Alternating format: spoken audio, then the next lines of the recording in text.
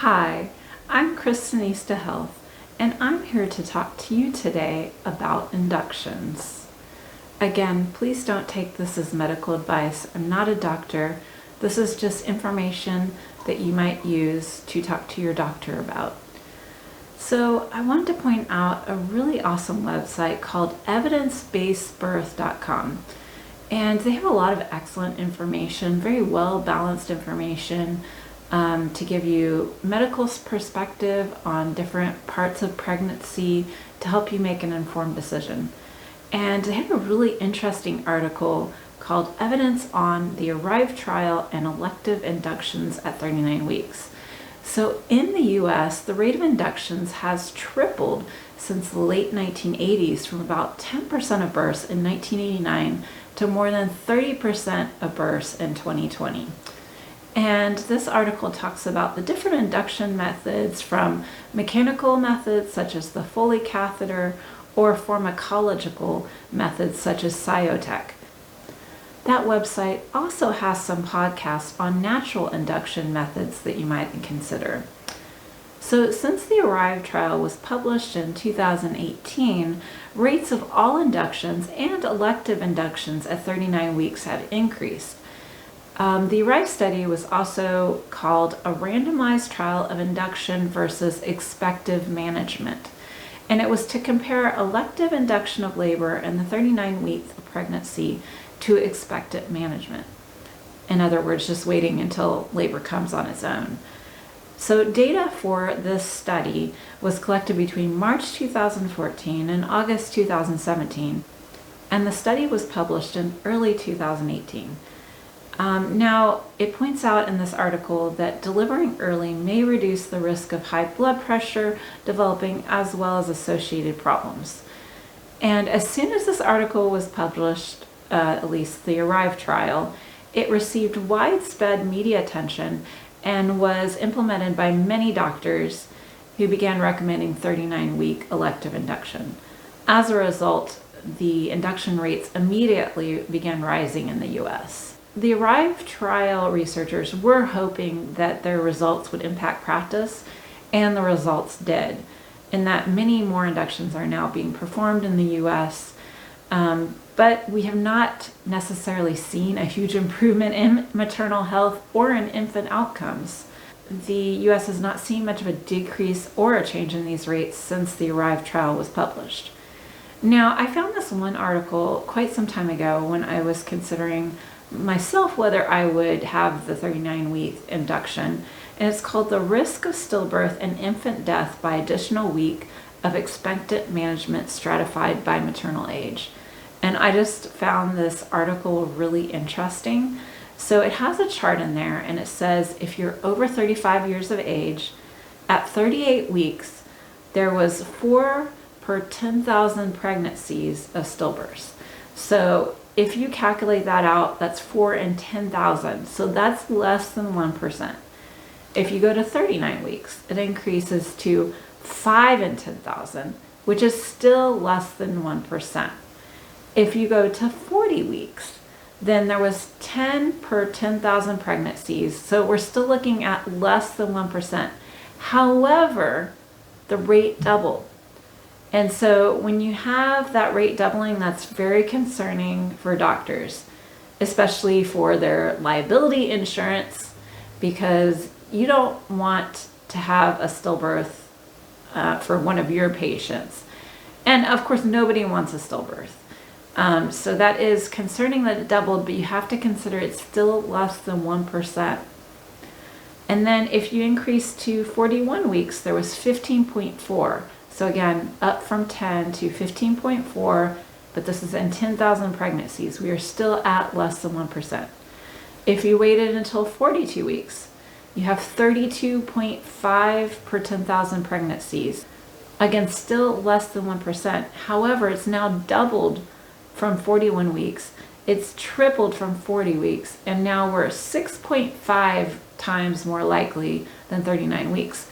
So again, that increase is very concerning, but you still have to take in perspective less than 1% if you went all the way to 42 weeks.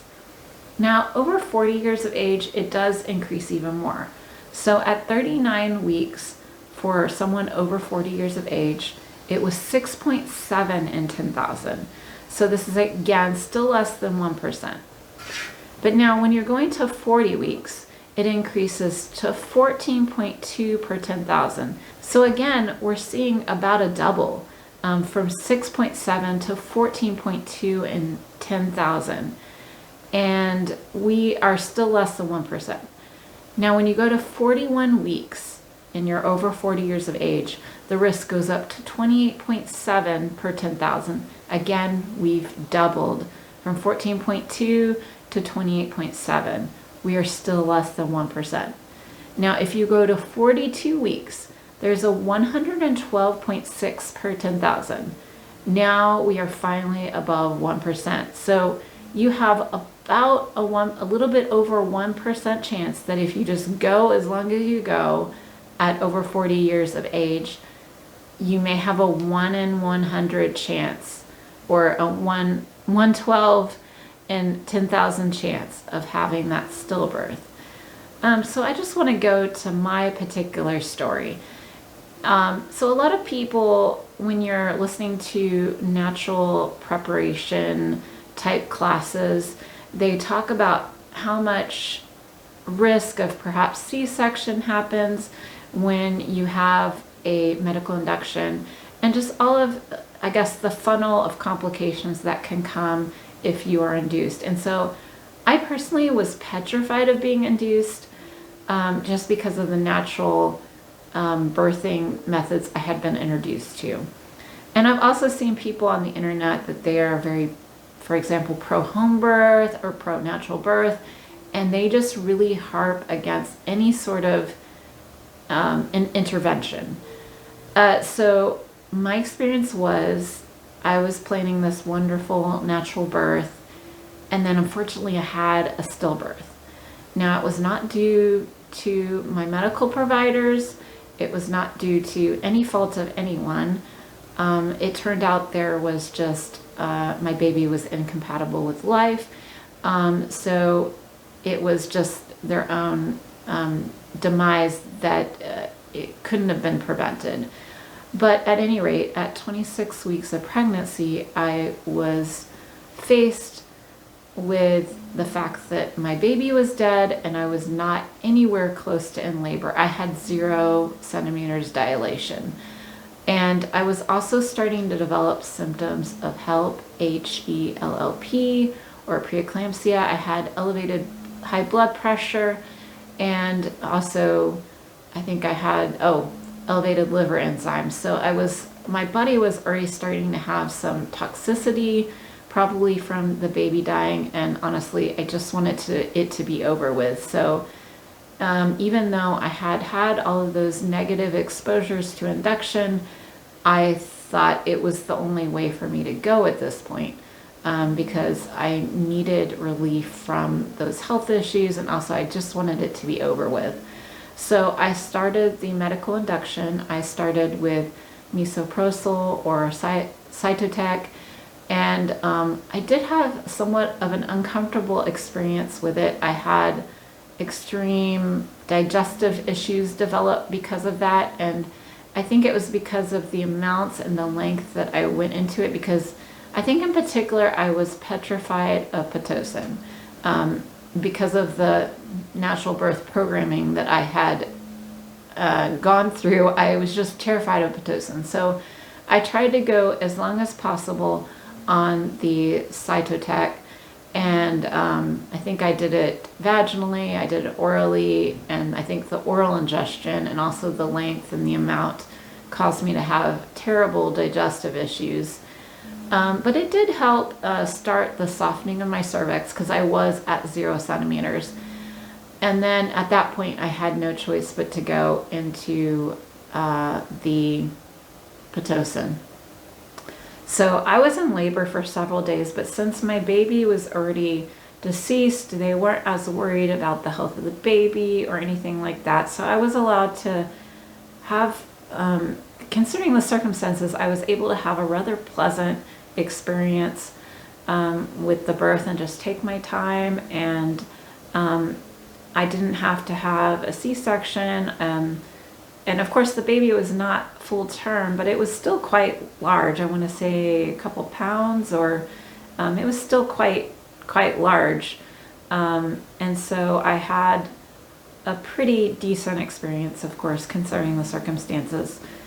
And I was actually 39 years of age at that point. So fast forward a couple of years, I was pregnant at 41, almost 42, and I really didn't want to have to be induced again. Even though I'd had a positive experience, I wanted to have more natural birth. And so I had been researching, like, what can I do to prepare my body? And there's a lot of good and bad information out there as far as natural induction. But there are a lot of great exercises I found. Pregnancy and Postpartum TV has some excellent exercises that you can do to prepare your body. I also had this yoga sequence that I would do to help prepare my body. And I think these things really helped my body to start preparing. So even if you're not like over the edge of like, I am in labor, I think it's very important to start preparing your body, making sure your baby is in that best optimal position. Our sedentary lifestyle does not put the baby in the best position, and so sometimes you do have to do a lot of these exercises and walk a lot and such to get your baby in the best position for labor. So as I think I had negotiated with my hospital midwives to have a 40 week, and that was just a nice happy medium as far as you're still at less than 1% at 40 weeks, and then when you go to 41 weeks, it starts increasing. So I just thought that was a nice happy medium to agree to 40 weeks. But unfortunately, when I went to the doctor sometime during my 39th week, I had developed high blood pressure. And I had been taking baby aspirin. I had studied different ways to try to reduce my blood pressure, but there was just, at that point, I was starting to have high blood pressure, so I went ahead and was induced during my 39th week. And I did still have a mostly positive experience. So that time, I believe I did the Foley catheter, and then I did Pitocin. I still had a mostly positive experience. There was a little bit of the dropping of his heartbeat when I was at the very end crowning, but then I got the baby out and he was fine. So unfortunately, I wasn't able to go to that full term, or as much full term as I wanted to have a natural birth because of that high blood pressure. So fast forward to, I was pregnant again at 44, and I again really wanted to try to avoid that induction. So I believe I scheduled it for 41 weeks or 40 and a half weeks. So I was still somewhat conservative, but I wanted to try to make it to that natural birth. And this time I really studied. So there's some excellent books out there, Real Food for Pregnancy. And then also there was another book that I read that I can link, which talked about the benefit of different vitamins to try to avoid high blood pressure. I did the baby aspirin. I have another video that talks more about it. And then also there's a book, It Starts with the Bump, but there was a predating book that was similar to it, Brain Health from Birth by Rebecca Fett. And then also I was in one of her personal groups, so that she was talking about some of the research she was seeing about how you might prevent high blood pressure. But despite all my efforts, I still ended up with high blood pressure in my 39th week. I tried to wait a little bit, but my blood pressure was really going high, so then I again had to go into an induction. It was a mostly positive experience, although again, during pushing, my baby's heartbeat did drop again, but then I was already crowning, and so we got the baby out. But unfortunately, I still was not able to have that water birth or fully natural birth that I was hoping for. But you have to balance with my health and also my baby's health. And that time I did have more lasting blood pressure issues. It took a little bit for it to resolve after the birth. So I had to be on a small dose of some blood pressure reducing medicine for a little bit. But unfortunately, I did still have complications where I had to be induced. And I feel like it was necessary, weighing all the pros and cons. But at any rate, I just want people to be aware of the information that is out there so that they can be properly informed when they talk to their doctor about their options. I'm Christie's the Health, and thank you, and I hope you have a great day.